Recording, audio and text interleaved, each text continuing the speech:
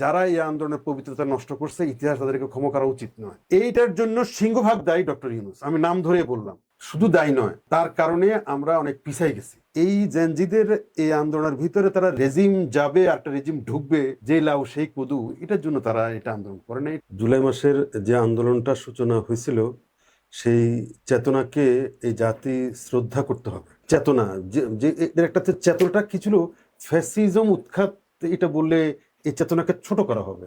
স্বৈরাচার উৎখাত, এটার জন্য আন্দোলনটা হয়েছে, শুধু এটা বললে এই আন্দোলনটাকে ছোট করা হবে। আপনি মনে করবেন এটা একটা, তখন এই জেনজিরায় যে কথাটা সাগর ভাই বলছিলেন, জেনজিরা তো এত কিছু তো বুঝে না, বুঝার কথা না, এত জটিলতার কিছু। তারা একটা জিনিস বুঝছে যে দেশে বৈষম্য চলছে।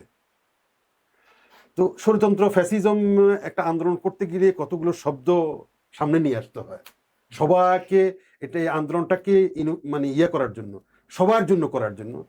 তখন ফ্যাসিজম এবং স্বৈরাচার এই শব্দগুলো তো খুব পপুলার, কারণ বিএনপি 12 বছর 14 বছর যাবত আন্দোলন করছিল, মানে টিকিটিও ছিটতে পারছিল না, তো সেই শব্দগুলো আসছে। কিন্তু আমার মনে হয় না এই জেনজিদের এই আন্দোলনের ভিতরে তারা মানে একটা মানে রেজিম যাবে আর একটা রেজিম ঢুকবে, যে লাউ সেই কদু, এটার জন্য তারা এটা আন্দোলন করে না। এটা বললে এই জেনজিদের তাদের যে আন্দোলনের তাদের যে বললো না, মানে তাদের চেতনাটা তো এটা খুবই পবিত্র চেতনা ছিল, খুবই পবিত্র। আমার মনে হয় স্বাধীনতার মুক্তিযুদ্ধের সময় যে পবিত্র একটা চেতনা ছিল, এবার চেতনা ছিল দেশে কোনো বৈষম্য থাকতে পারবে না। তারা কি বলতো, তারা বলতেছে বুকে অনেক জ্বালা, বুক পেতেছি গুলি চালা। আমরা বলুন তো এই কথাটা কে বলতে পারবে? পুরা জাতির কথাটা চলে আসছে, বুকে অনেক জ্বালা, বুক পেতেছি গুলি চালা। এই কথা বলে তারা কিন্তু আন্দোলনে ঝাঁপিয়ে পড়ছে। তাদের আন্দোলনটাকে শ্রদ্ধা জানাই। তাদের এই আন্দোলনের পরবর্তীতে যাদের কাছে আন্দোলনের মশালটা ছিল, তারা তাদের এই আন্দোলনটাকে অঙ্কুরে বিনষ্ট করে, এটাকে দাফন কাফন করে এদেরকে ঘুম পাড়ায় রাখছে। এই জেনজিদেরকে আমি আর দিব না, তারা তাদের কাজ করে ফেলছে, জাতিকে একটা বলে দিছে যে আমরা এখন চেঞ্জ করে দিছি, এবার তোমরা দেখি করতে পারো কিনা। জাতি ব্যর্থ হয়েছে। সেই তারা একটা, ওই যে বললাম, একটা এখন একটা রেজিম চেঞ্জের আন্দোলনের এটা পর্যবেসিত হয়েছে। কোথায় একটা ব্যাপক সংস্কারের দরকার ছিল বলে তারা যখন দেখলো যে স্বৈরাচারের পতন হয়েছে, তখন দেখবেন আপনি 2 দিনের মধ্যে ঢাকা শহরে এই গ্রাফিতিতে ভরে গেছে। 2 দিন লাগে নাই।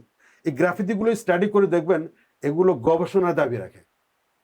একটা জাতি, বাংলাদেশে আমি দেখছি অনেকগুলো, পৃথিবীর অনেক সভ্য দেশেও এই জেনজিদের স্লোগানের সুরে তারা স্লোগান দেয়। আমি ইন্ডিয়াতে দেখছি, শ্রীলঙ্কায় দেখছি, ব্রিটেনে দেখছি, এমনকি আপনার দেখো এই সুর এটাই প্রায়।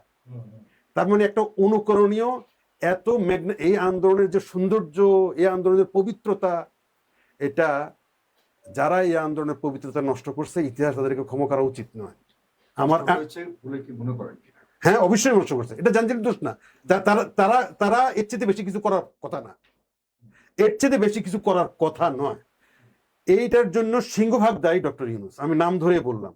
তার এই ওল এঘার্ট, যে তার ডাইপার পড়া তার পরিষদ যারা আছে, তারা এই আন্দোলনটার মানে শুধু ডাইভার্ট করে নাই, যে আন্দোলনটা অঙ্কুরেই এই আন্দোলনটা শেষ করে দিচ্ছে, এবং ইতিহাসের কাঠগড়ায় এদেরকে আপনার মানে দাঁড় করাই দিছে। একটা কিরকম এদের জীবনকে প্যারাডাইমের মধ্যে ফেলা দিছে। এরা জাতির জন্য একটা পরিবর্তনের সূচনা করছে, সেটাকে কোথায় আমরা আগায় নিয়ে যাব সেটা না করে ইতিহাসের কাঠগড়ায় তাদেরকে বিতর্কিত করার একটা তৈরি করেছে। আমি সম্রাট ভাইয়ের মানে তরুণ চেতনা সম্রাট, হ্যাঁ, জুলাই বিক্রেতা আর ওই মুক্তিযুদ্ধের চেতনা বটিকা তো এদেশে এখন খায় নাই, রেখে গেল। জুলাইকে প্রশ্নবিদ্ধ করবার মতো এরকম কোন সিচুয়েশন কি আসছে বলে মনে করেন?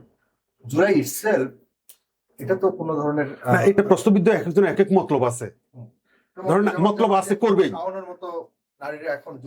ওনার এক ধরনের মতলব আছে। আমি প্রথমে সূচনা বক্তব্য বলছি, জুলাইয়ের চেতনাকে নিয়ে, জুলাইয়ের চেতনা ছিল একটা সংগ্রামী এবং সংস্কারের চেতনা। এটা কারো শত্রুতার কিছু নেই, এটা শত্রুতার কিছু নেই এখানে। হ্যাঁ, হ্যাঁ।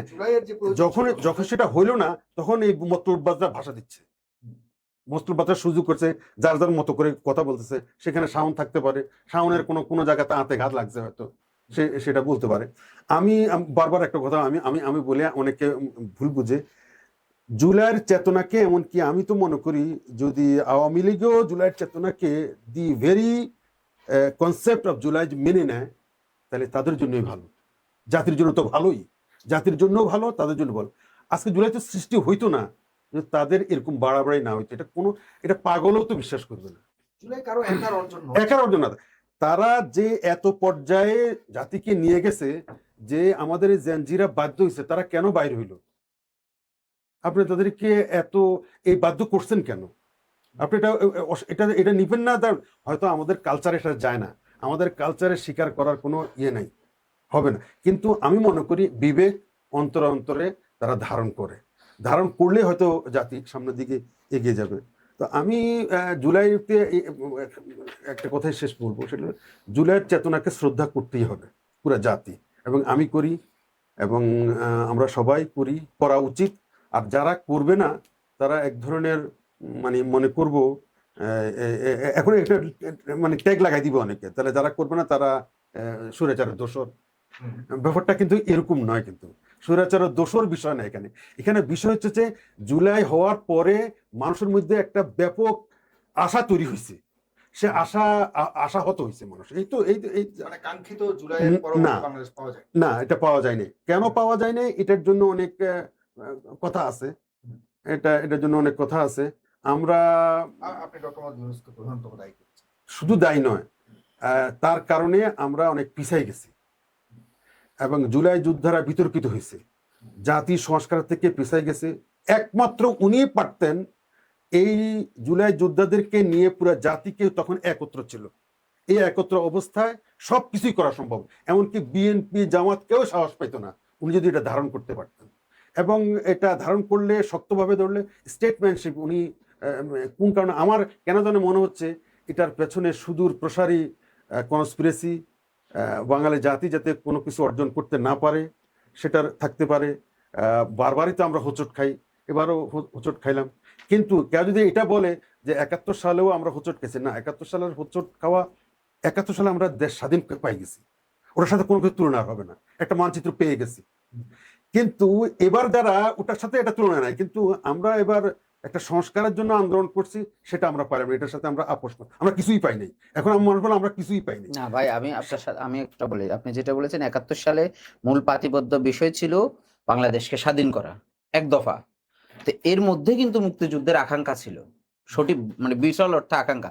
আর আমাদের এই আন্দোলনও সেম, এক দফা ছিল স্বৈরাচার খুনি হাসিনার পতন, আর সংস্কারটা ছিল আমাদের আকাঙ্ক্ষা। আমরা কিন্তু এক দফায় সফল হয়েছি, খুনি হাসিনা বাংলাদেশ থেকে চলে গিয়েছিল, মুক্তিযুদ্ধও এক দফায় সফল হয়েছে, বাংলাদেশ স্বাধীন হয়েছিল। তো এটা আমার মূল প্রতিবদ্ধ বিষয় ছিল, এক দফা খুনি হাসিনার পতন, বাংলাদেশে গণতান্ত্রিক সরকার প্রতিষ্ঠা করা, তো বাংলাদেশকে পাকিস্তান থেকে বের করে নতুন করে স্বাধীন করা। কিন্তু মুক্তিযুদ্ধের যে মূল মন্ত্র, আপনি যে সাম্য, মানবিক মর্যাদা, সামাজিক সুবিচার, সেটা কিন্তু আমরা এখনো পাই নাই। তো এটাই জুলাই সংস্কার হয় নাই, কিন্তু হাসিনা তো গেছে, আমরা এক দফায় তো সফল হয়েছি। তো এটা অর্জন নাই বললে তো আপনাকে হবে না। আপনি যে এখানে বসে আছি, এটাই হচ্ছে জুলাইয়ের অর্জন, যে আমরা এখানে বসে যেমন খুশি তেমন কথা বলতে পারতেছি।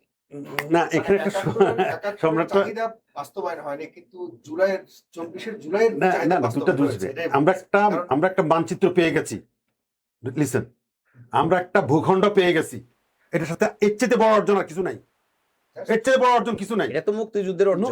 আমরা একটা মানচিত্র পেয়ে গেছি, ভূখণ্ড পেয়ে গেছি, একটা দেশ, আমরা স্বাধীনতা অর্জন করে ফেলছি, বাস। আর যে অর্জনগুলো পাই নাই, ওটা আমরা মেনে নিছি যে বড়টাতেও পাই গেছি, কিন্তু এরপরে ওটা তো আর নাই। তো এখন আমরা যেটা হইলো কি, আমরা সাম্য, মানবিক মর্যাদা, আমরা আরো বেটার থাকার জন্য আন্দোলন করছিলাম। এগুলোর সাথে ওই যে আমরা এখন যদি বলি যে আমরা স্বৈরতন্ত্র বিদায় দিতে পারছি, এটা খুবই কম। এটার সাথে এই কটুকুর জন্য আমরা আন্দোলন করি নাই। রেজিম চেঞ্জ কি আমরা 90 সালে এরশাদকে হটাইছি না, এরশাদ সাহেব তো মেনে নিছে, এটা মানুষ নিশ্চয়ই বিক্ষুব্ধ হয়েছে, কোনো অসুবিধা তো নাই, হইতেই পারে। না, আমি বললাম আপনি আমার প্রশাসনে, আমার নীতিমালাতে আপনি বিক্ষুব্ধ, ওকে, আমরা মেনে নিছি।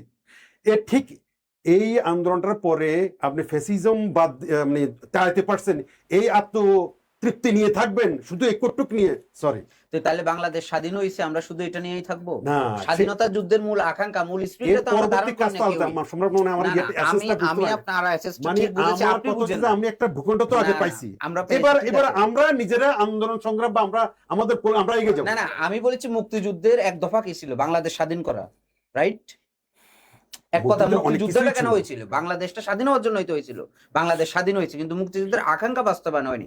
আমাদের জুলাইয়ের এক দফা ছিল খুনি হাসিনার পতন, আমরা সেখানে কিন্তু সাকসেস হয়ে গেছি, কিন্তু সংস্কারটা সেটা হয় না। আমি সেটাই বললাম, মুক্তিযুদ্ধের আকাঙ্ক্ষাও বাস্তবায়ন হয় নাই, জুলাইয়ের আপনার ধরেন এই আকাঙ্ক্ষাও বাস্তবায়ন হয় না, 90-এর আকাঙ্ক্ষাও বাস্তবায়ন হয় না, কিন্তু আন্দোলন হিসেবে মুক্তিযুদ্ধ সফল, 90-এও সফল, জুলাইও সফল। এরশাদের পতন হয়েছে, হাসিনা পালিয়ে গেছে, বাংলাদেশ স্বাধীন হয়েছে। মোটা দাগে পাঁচটার ফল, যে একটা আন্দোলন তো আপনি বিভিন্ন বিষয় নিয়ে আন্দোলন করলে হবে না, এক দফা।